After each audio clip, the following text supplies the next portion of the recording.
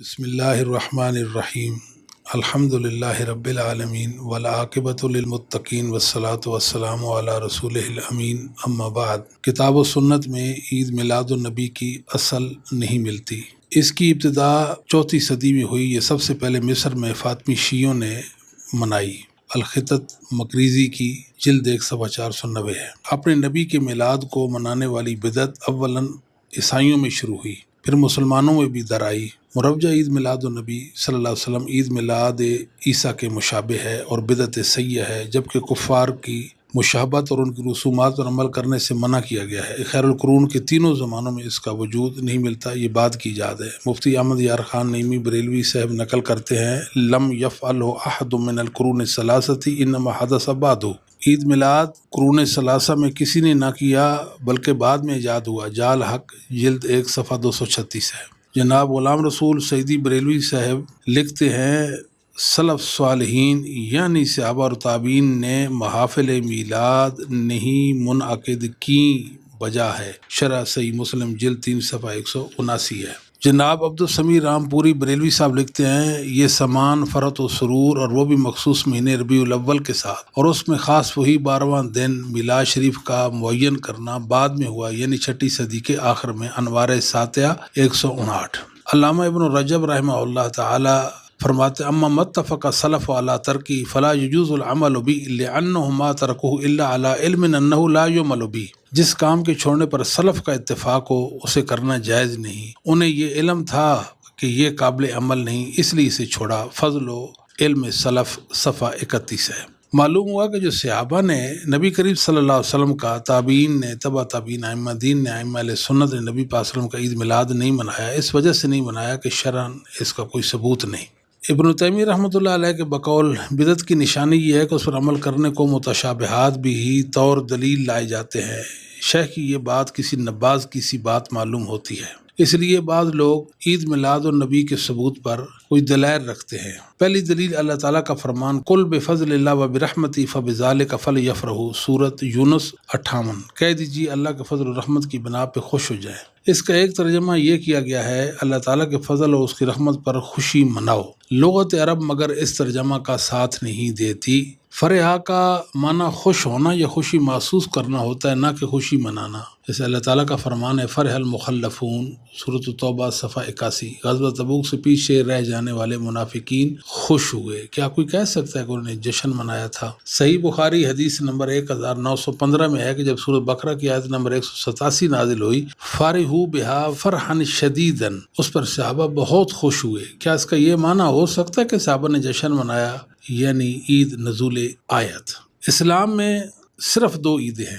سیدنا انس بن مالک رضی اللہ تعالیٰ بیان کرتے ہیں کہ رسول اللہ صلی اللہ علیہ وسلم مدینہ تشریف لائے، اہل مدینہ نے 2 دن مقرر کیے ہوئے تھے جن میں وہ کھیل کود کرتے تھے۔ آپ صلی اللہ علیہ وسلم نے پوچھا، یہ 2 دن کیسے؟ کہنے لگے، ہم زمانہ جاہلیت سے ہی ان 2 دنوں میں کھیل کود کرتے چلے آ رہے ہیں۔ رسول اللہ صلی اللہ علیہ وسلم نے فرمایا، بے شک اللہ تعالیٰ نے آپ کو عید الاضحیٰ اور عید الفطر کی صورت میں ان سے بہتر 2 دن عطا کیے ہیں۔ سنن ابی داؤد 1134، سنن نسائی 1556، سنن صحیح ہے۔ بطور تہوار اسلام میں صرف 2 عیدیں ہیں، تیسری عید کا کوئی تصور نہیں۔ ہم یہ پوچھتے ہیں کہ یہ جو آیت ہے، قل بفضل اللہ وبرحمتہ فبذلک فلیفرحوا، یہ جو آیت ہے، یہ صحابہ کرام رضوان اللہ علیہم اجمعین، محدثین اعظام، ائمہ اہل سنت پڑھتے تھے، اس کے باوجود وہ عید نہیں مناتے تھے۔ اس کا مطلب یہ ہے کہ اس آیت میں عید میلاد پر کوئی دلیل نہیں۔ اسی طرح شیعہ عید غدیر خم مناتے ہیں۔ اس دن نبی پاک صلی اللہ علیہ وسلم نے فرمایا کہ جس کا میں مولا، علی بھی اس کے مولا ہیں، یہ اسی علی کا اعزاز ہے۔ یہاں سوال اٹھتا ہے کہ اسی علی تو سب کے ہیں، صرف شیعوں کے تو نہیں۔ سو ہمیں بھی چاہیے کہ اس دن ایک بڑی والی عید کا اہتمام کریں، کیونکہ خوشی کے موقع پر عید منانا قرآنی حکم ہے۔ لیکن جو اب آپ عید میلاد پر خوشی والی آیت کو دلیل بناتے ہیں، اسی خوشی والی آیت سے پیش ہونے والی عید غدیر خم کو بدعت کہتے ہیں۔ کیا سی علی کے اس اعزاز پر ان کو خوشی نہیں، یا ان کا استدلال ہی خطا ہے؟ عید میلاد عیسیٰ، عیسائی لوگ سید عیسیٰ کے میلاد کے قائل ہیں، ان کے دنیا میں آنے کی خوشی میں جشن مناتے تھے اور اسے عید قرار دیتے، لیکن مسلمانوں کا دعویٰ ہے کہ ہمیں سید عیسیٰ کی دنیا میں آمد کی خوشی عیسائیوں سے زیادہ ہے، اور آج وہ ان کا انتظار کر رہے ہیں کہ ان کا قیامت کے قریب نزول ہوگا، اور یہ مسلمانوں کے ایمان کا جزء لازم ہے۔ تو کیا اس بنیاد پر ان کا یوم ولادت بطور عید منایا جانا چاہیے، اس میں بڑھ چڑھ کر حصہ لینا چاہیے، یہ خوشی کا اظہار ہے، اور ہم بھی خوشی کے اظہار کے لیے عید میلاد عیسیٰ منائیں۔ اللہ اکبر۔ بعض لوگ یہ بات بھی کہتے ہیں کہ سوائے ابلیس کے جہاں میں سبھی خوشیاں منا رہے ہیں، کیا لوگوں سے کہا جائے کہ آپ کو عیسیٰ علیہ السلام کی دنیا میں آنے کی خوشی نہیں، اس لیے آپ یوم ولادت نہیں مناتے، آپ گستاخ عیسیٰ نبی اللہ ہیں؟ عید المائدہ یا عید العشاء۔ مفتی احمد یار خان نعیمی بریلوی صاحب لکھتے ہیں، عیسیٰ علیہ السلام نے دعا کی تھی، ربنا انزل علینا مائدۃ من السماء تکون لنا عیدا لاولنا وآخرنا، المائدہ 114۔ معلوم ہوا کہ مائدہ آنے کے دن کو حضرت مسیح علیہ السلام نے عید کا دن منایا۔ جال حق جلد 1 صفحہ 231 ہے۔ عیدین ہر شریعت کی اپنی ہیں، ہمیں عید الفطر اور عید الاضحیٰ دی گئی ہے، ورنہ جس دن سے عیسیٰ نے عید منائی اس دن آپ عید کیوں نہیں مناتے؟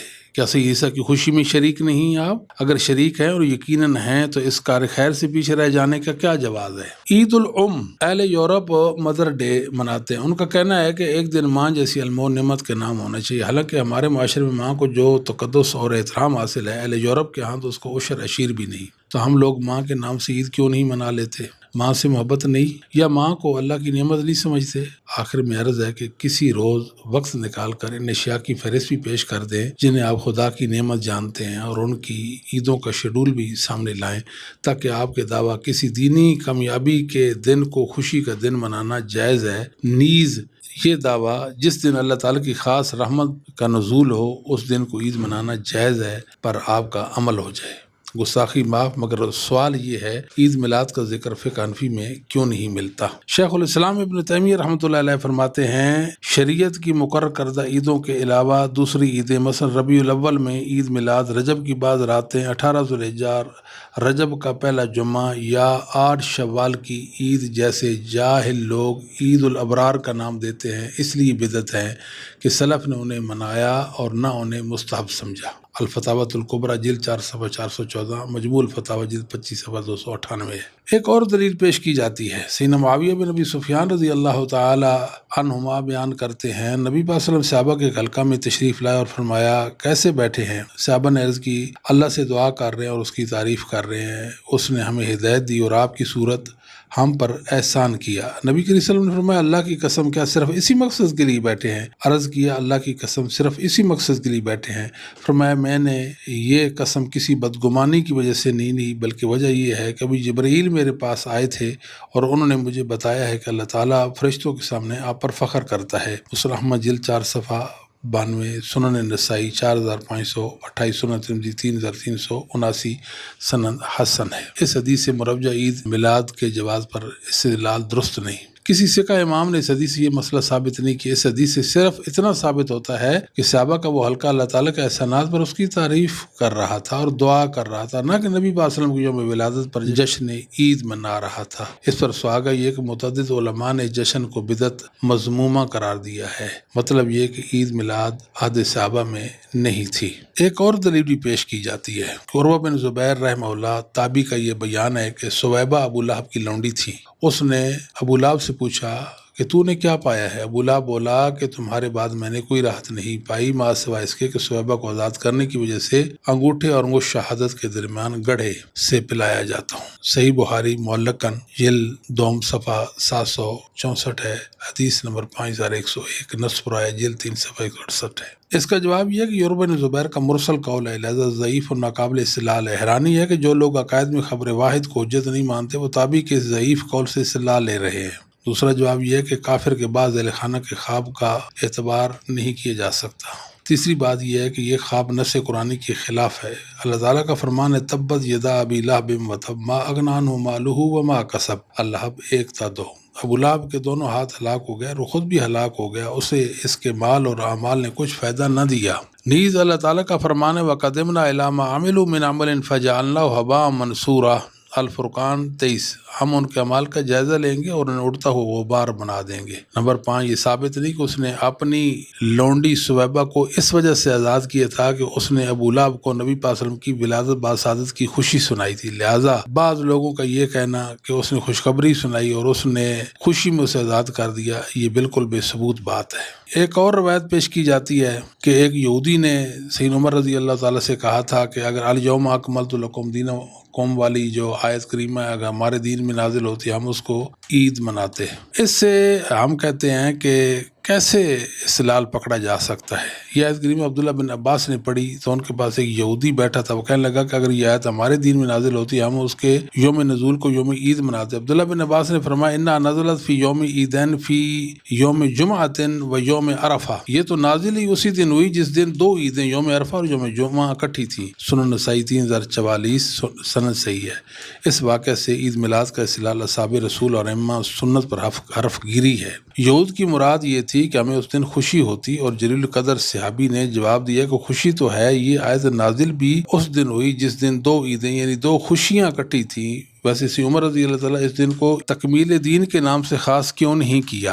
وہ ہر جمعہ کو عید تکمیل دین قرار دیتے، یوم عرفہ کو عید تکمیل دین کا نام دیتے، یا کم از کم جب بھی جمعہ اور یوم عرفہ اکٹھے ہوتے تو اس دن کو عید تکمیل دین کا نام لیا ہوتا، کچھ تو ہوتا۔ آخر صحابہ نے ایسا کیوں نہیں کیا؟ صاف ظاہر ہے کہ صحابہ ایسا نہیں کرنا چاہتے تھے جو نبی پاک صلی اللہ علیہ وسلم نے نہیں کیا۔